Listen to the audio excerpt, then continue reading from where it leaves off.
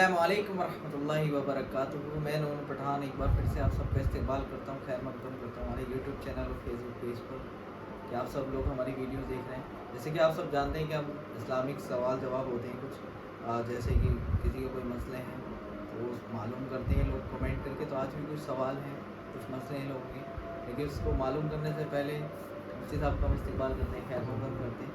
मुफ्ती साहब, आज भी कुछ सवाल हैं लोगों के, जिसमें से पहला सवाल ये है, नंगे सर नमाज पढ़ने से क्या नमाज हो जाएगी? जैसे किसी के पास टोपी नहीं है तो बिना टोपी की नमाज पढ़े।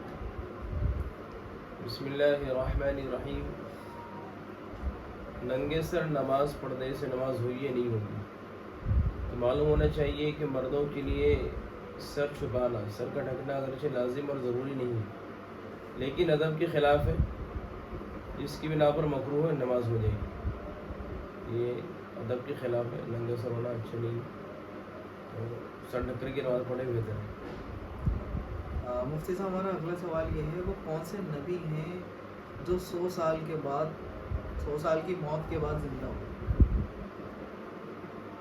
हाँ, हज़रत उज़ैर अलैहिस्सलाम अल्लाह के नबी हैं, जिन्हें अल्लाह ताला ने 100 साल तक मौत की नींद सुला दी है और उसके बाद 100 साल के बाद दोबारा ज़िंदगी दी, दोबारा ज़िंदा किया अल्लाह ने। तो हज़रत उज़ैर अलैहिस्सलाम के बारे में आता है कि 100 साल के बाद दोबारा ज़िंदा हो। मुफ्ती साहब, हमारा अगला सवाल ये है, सौतेली माँ की सगी बहन से निकाह करना जायज़ है या नहीं? देखिए, सौतेली माँ की सगी बहन से निकाह करने में शरन कोई हर्ज नहीं है, शरीय एतबार से, क्योंकि वह हुर्मत पाई नहीं जा रही है कि जिससे रिश्ता हराम हो। सगी माँ की, अपनी माँ की सगी बहन से तो निकाह हराम क्यों खला होगी, लेकिन सौतेली माँ से कोई खून का रिश्ता नहीं है, इसलिए हुर्मत नहीं है, तो उसकी बहन से निकाह जायज़ है। अगर वो निकाह के काबिल है तो निकाह कर सकते हैं, जायज़ है, कोई रोक टोक नहीं। मुफ्ती साहब, हमारा अगला सवाल ये है, जिस मरीज़ के पेशाब की नलकी लगी हो तो क्या नमाज कैसे पढ़े? वो नमाज कैसे पढ़े? अक्सर जैसे हॉस्पिटल में एडमिट होते हैं तो उनके पेशाब की नलकी लगा दी जाती है, थैली लटकी होती है, तो वो नमाज पढ़ना चाहें कैसे पढ़े? देखिए, जिस मरीज़ को नलकी लगी हो वो मरीज़ शरीय एतबार से माजूर है, और माजूर के लिए शरीयत में बहुत सारी रुख्सत दी गई, इजाज़त दी गई, बाज़ हालतों में, बाज़ कंडीशन में।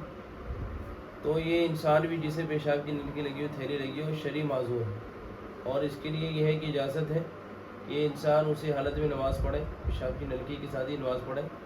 हाँ, इस बात का ख्याल रखें कि उस सूरत में मस्जिद में दाखिल न हो, पेशाब की थैली लेकर के मस्जिद में न जाए, बल्कि घर में ही तन्हा नमाज़ पढ़े। मुफ्ती साहब, हमारा अगला सवाल ये है कि बीवी मैके जाकर नमाज कसर करेगी या पूरी करेगी? बीवी मैके जाकर नमाज कसर करेगी या पूरी करेगी? कसर। देखिए, शादी के बाद लड़की का जो घर है मैका, उसका, वो उसका अपना घर नहीं होता, बल्कि शादी के बाद एक लड़की शोहर के ताबी हो गई और शोहर का घर ही उसका वतन असली होगा। अब अगर इस लिहाज से अगर वो लड़की अपने मैके में आती है, अगर 15 दिन से कम ठहरने की नीयत है, अगर 15 दिन से कम ठहरने की नीयत है, तो फिर वहाँ पर वो 4 रकत वाली नमाज तो ही पड़ेगी, कसर करेगी, वो मुसाफिर है। 15 दिन से कम ठहरने की नीयत है तो 4 वाली 2 पड़ेगी, लेकिन अगर 15 दिन से ज़्यादा ठहरने की नीयत है मैके में और इकामत की नीयत कर ले, मुकीम होने की नीयत कर लेती है, तो फिर वो पूरी नमाज पढ़ेगी। मुफ्ती साहब, हमारा अगला सवाल ये, एक शख्स अपनी ससुराल गया और वहाँ पर कोई मसला हो गया होगा आपस में ससुराल वालों से, तो उसने गुस्से में आके अपनी बीवी को 2 मरतबा तलाक कह दिया, बीवी वहाँ पर मौजूद नहीं थी, क्योंकि तलाक हो गई, बीवी ने नहीं सुने वाली बात। देखिए, तलाक वाक़ई होने के लिए बीवी का सुनना ज़रूरी नहीं, बीवी सुने या न सुने, बीवी वहाँ मौजूद हो या ना मौजूद हो, तलाक के अल्फाज उसने कह दिए तो तलाक वाक़ई हो गई। इस बात की याद रख के बहुत सारे लोग समझते हैं कि बीवी नहीं है मौजूद सामने में तो तलाक नहीं होगी, तलाक हो गई। अब जब तलाक वाक़ई हो गई और उसने 2 मरतबा तलाक के अल्फाज कहे, तो 2 मरतबा तलाक कहने से तलाक रजी वाक़ई होगी, और रजा इद्दत के अंदर, जो इद्दत के अय्याम, इद्दत चल रही है, इद्दत के अय्याम में ये इंसान रुजू कर ले तो जायज़ है, रुजू करना मियाँ बीवी की तरह ज़िंदगी गुजार सकता है, और अगर इद्दत के अंदर रुजू ना करें तो फिर बीवी से बिल्कुल معاملہ ختم ہو گیا. پھر اس کے بعد اگر دوبارہ کچھ کرنا چاہے تو پھر اس کا دوبارہ نکاح کرنا پڑے گا. مفتی صاحب ہمارا اگلا سوال یہ ہے، مسجد میں گٹکا کھانا، اکثر لوگ بیٹھ جاتے ہیں مسجد میں گٹکا کھا رہے ہیں، اور کچھ لوگوں کے اندر عادت ہوتی ہے یا گٹکا کھا کے مسجد پہنچ جاتے ہیں، اکثر وضو کرتے ہیں تو کیسا ہے؟ دیکھیے مسجد اللہ تبارک و تعالیٰ کا گھر ہے، اور جس طرح اللہ تبارک و تعالیٰ کی عظمت ہمارے دلوں میں ہے، ایسے اس کے گھر کی بھی عظمت ہونی چاہیے. مسجد مقدس ہے، عبادت کرنے کی جگہ ہے، مقدس مقامات میں سے ایک مقام ہے. تو انسان مسجد کا ادب کرتے ہوئے وہاں جب جائے تو بالکل صاف پاک ہو کر کے جائے، بالکل اچھے سے اچھے ہر اعتبار سے. اس کی وجہ یہ ہے کہ یہ انسان جب گٹکا کھا کے مسجد میں آئے گا، جب وہاں بیٹھے گٹکا کھائے گا تو اس سے فرشتوں کو تکلیف ہوتی ہے اور نماز پڑھنے والوں کو تکلیف ہوتی ہے. گٹکے کے اندر سے بدبو آتی ہے، بدبو ہی ایک طرح. تو اس سے معلوم ہوا کہ ہر بدبو والی چیز، چاہے گٹکا یا کوئی اور چیز ہو، وہ کھا کر کے جانا مکروہ ہے اور وہاں بیٹھ کے کھانا بھی نہیں چاہیے.